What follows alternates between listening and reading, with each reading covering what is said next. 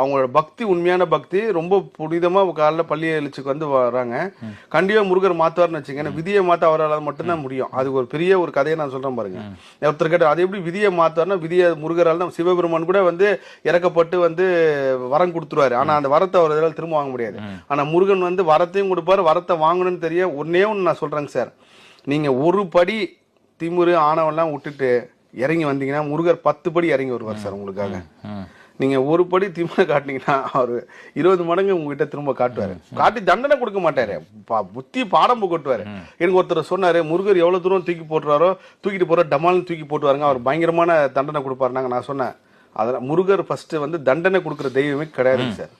அவர் தண்டிக்கும் தெய்வமே கிடையாது சார், கண்டிக்கும் தெய்வம் சார். தப்பு பண்ணா கண்டிப்பாரு.